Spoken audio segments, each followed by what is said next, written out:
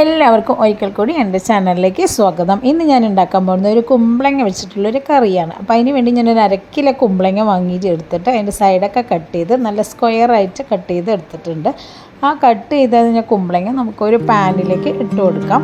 ഇട്ട് കൊടുത്തതിന് ശേഷം നമുക്ക് ഇനി അടുത്തത് വേണ്ടത് ഒരു തക്കാളിയാണ്. അപ്പോൾ ഒരു പഴുത്തൊരു തക്കാളി എടുത്ത് അത് കട്ട് ചെയ്ത് അതും കൂടി നമുക്ക് ഇതിലേക്ക് മുറിച്ചിട്ട് ഇട്ട് കൊടുക്കാം. കൂടുതൽ തക്കാളി വേണ്ട, ഒരു തക്കാളി മതി. ഇനി ആവശ്യത്തിന് കുറച്ച് ഉപ്പും 1 ടീസ്പൂൺ മഞ്ഞൾപ്പൊടിയും അതുപോലെ 1 ടീസ്പൂൺ മുളക് പൊടിയും ചേർത്ത് കൊടുക്കുന്നുണ്ട്. പിന്നെ നമ്മൾ ഇതിലേക്ക് ചേർക്കുന്നത് ആവശ്യത്തിന് വെള്ളമാണ്. അപ്പോൾ വെള്ളം കൂടി നമ്മൾ ഒഴിച്ചിട്ട് നന്നായിട്ട് ഇതൊന്ന് മിക്സ് ചെയ്തതിന് ശേഷം ഇതിലേക്ക് കുറച്ച് കറിവേപ്പില കൂടി ഇട്ട് കൊടുക്കാം.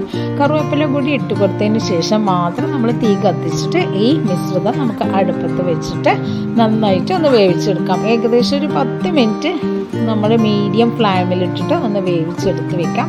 അപ്പോൾ ഈ കുമ്പളങ്ങ ഇവിടെ വേവട്ടെ, നമുക്കിതിലേക്ക് വേണ്ടിയിട്ടുള്ള അരപ്പ് തയ്യാറാക്കാം. അതിന് വേണ്ടിയിട്ട് ഞാനൊരു പാൻ എടുത്ത് വെച്ചിട്ടുണ്ട്. പാനിലേക്ക് ആവശ്യത്തിന് വെളിച്ചെണ്ണ ഒഴിച്ചു കൊടുത്തതിന് ശേഷം ഒരു 4 വെളുത്തുള്ളി അല്ലിയും 4 ചെറിയുള്ളിയും ഇട്ട് കൊടുത്തതിന് ശേഷം ഒന്ന് ഇളക്കി കൊടുക്കുക. ഇളക്കി കൊടുത്തതിന് ശേഷം നമുക്ക് ഇതിലേക്ക് ആവശ്യത്തിന് കുറച്ച് തേങ്ങ കൂടി ഇട്ട് കൊടുക്കേണ്ടതാണ്. അപ്പോൾ എൻ്റെ ചാനൽ ആദ്യം കാണുകയാണെങ്കിൽ ഒന്ന് സബ്സ്ക്രൈബ് ചെയ്യണം, ഷെയർ ചെയ്യണം, കമൻറ്റ് ചെയ്യണം മറക്കരുത്. അപ്പോൾ ഞാൻ പറഞ്ഞുവല്ലോ തേങ്ങ, അപ്പോൾ കൂടുതൽ തേങ്ങയൊന്നും നമുക്ക് ആവശ്യമില്ല, കുറച്ചൊരു ആവശ്യത്തിനേ തേങ്ങയെ ഞാൻ എടുത്തിട്ടുള്ളൂ.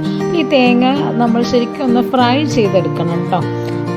അതിനുശേഷം നമുക്ക് ഇതിലേക്ക് ഈ ഫ്രൈ ചെയ്ത തേങ്ങയിലേക്ക് നമുക്ക് കുറച്ചൊരു 1/2 ടീസ്പൂൺ മുളക് പൊടിയും അതിനോടൊപ്പം 1 ടീസ്പൂൺ മല്ലിപ്പൊടിയും 1 ടീസ്പൂൺ ഗരം മസാലയും കൂടി ചേർക്കണം. ഇതുപോലെ ബ്രൗൺ കളറാകുന്ന വരെ നമ്മൾ തേങ്ങ ഒന്ന് ഫ്രൈ ചെയ്തെടുത്തതിന് ശേഷം തണുത്താറിയതിന് ശേഷം മിക്സഡ് ജാറിലേക്ക് ഇട്ടിട്ട് നന്നായിട്ടൊന്ന് അരച്ചെടുക്കാം. അരച്ചെടുത്തതിന് ശേഷം നമ്മൾ നേരത്തെ അവിടെ കുമ്പളങ്ങ വേവിക്കാൻ വെച്ചിട്ടില്ലേ, അപ്പോൾ അത് വെന്തിട്ടുണ്ട്. ഈ അരപ്പ് നമുക്ക് അതിലേക്ക് ഇട്ട് കൊടുക്കാം. ഇട്ട് കൊടുത്ത് വീണ്ടും ഒരു 5 മിനിറ്റ് കൂടി ഒന്ന് തിളച്ച് കഴിഞ്ഞാൽ നല്ല അടിപൊളിയായിട്ടുള്ള കുമ്പളങ്ങ കറി ഇവിടെ റെഡി ആയിട്ടുണ്ട്.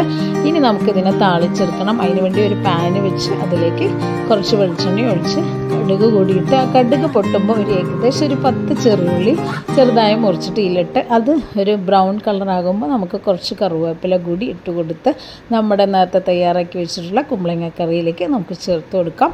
അടിപൊളി കറിയാണ് ഇത്, കുമ്പളങ്ങ മസാല കറിയാണ്. അപ്പോൾ നമുക്ക് ചോറിനും ചപ്പാത്തിക്കും എല്ലാം തന്നെ ഇത് ഉപയോഗിക്കാൻ പറ്റും. ഒരിക്കലെങ്കിലും ട്രൈ ചെയ്ത് നോക്കുക, അത്രയും ടേസ്റ്റ് ആയിട്ടുള്ള കുമ്പളങ്ങ കറിയാണ്. അപ്പോൾ എൻ്റെ ചാനൽ ആദ്യമായി കാണുകയാണെങ്കിൽ സബ്സ്ക്രൈബ് ചെയ്യണം, ഷെയർ ചെയ്യണം, കമൻറ്റ് ചെയ്യണം. അടുത്തൊരു കിടിലൻ വീഡിയോ ആയിട്ട് നമുക്ക് വീണ്ടും കാണാം. അതുവരെ ടേക്ക് കെയർ, ബൈ.